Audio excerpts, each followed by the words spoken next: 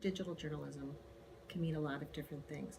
Number one, I'd like it to be called the future of journalism because basically all of these other things are just tools. They're wonderful tools. They're tools that are hard on us. They make us work 24/7 as the news pops up on Twitter all the time. But they're all just tools. Really, what is the future of journalism? Now, right now, it's a little bit of a scary time. There are people that are looking at journalists and saying they're making up the news, or it's fake news, or it's not real news.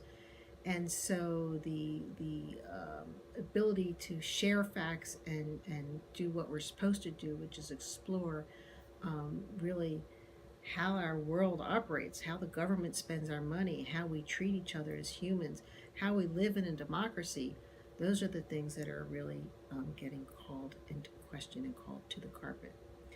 The future of digital journalism has to do with really what's going to come up next. You're right, social media changed the game plan. Facebook, Twitter, Instagram. You're holding your camera right now. It's really just a cell phone. Right now, everybody is a recorder, but everybody's not a reporter. And journalism are for the people who are reporters. They're supposed to check facts, they're supposed to check the accuracy, they're supposed to verify information, they're supposed to be transparent about what we've learned, they're supposed to tell who the sources are and where they've gotten the information. The future of journalism is probably dependent on whether people believe that facts make a difference. Now, I've been in journalism my whole life. I can't imagine a world where people don't want real information to make their decisions. Do we want information about how Congress is going to spend our money? Do we want information about how predators in the office are behaving?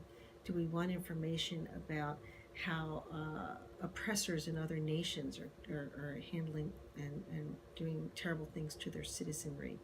The answer to all of those things is yes. We want the truth, we want facts, we want it accurate, and we want it transparent.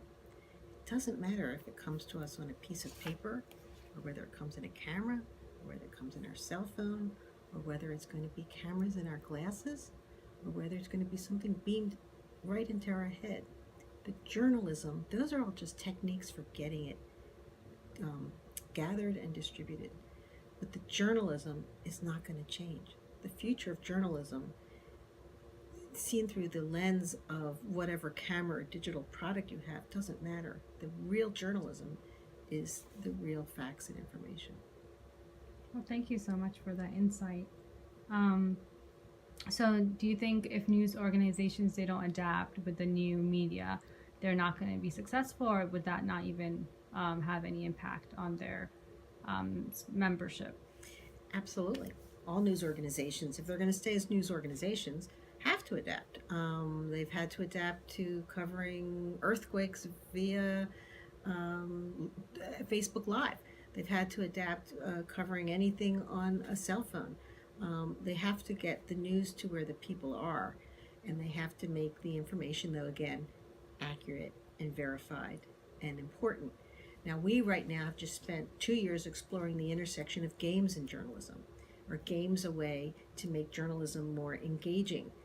The people on the team actually created a game called Hurl the Harasser, which is a game that helps you get rid of a sexual predator in your office space. Does that make people understand the issue a little bit better? I don't know. Will they play the game to learn what it means and how to fight harassers? They might. Now, the truth is, I worked at USA Today when it was at launch, and that was in 1982. And people said, oh, the stories are so short, they're just a few paragraphs, they're going to win a Pulitzer for the shortest news story on record. And we knew that by giving people information in bites that they could absorb, they were actually getting information they weren't getting before.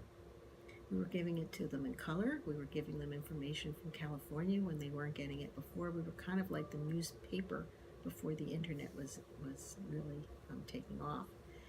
And so what we learned is that people will take the information in a way that makes sense for them to absorb it. And again, I'm going to go back to the same point. We just care about the journalistic values. Those don't change. Newsrooms, news organizations, news executives, of course they have to adapt to whatever is new. This year it might be podcasting may have taken off. A few years ago it might have been a Facebook Live or live streaming. A few years ago, before that, it might have been blogging. Before that, it might have been some form of social media.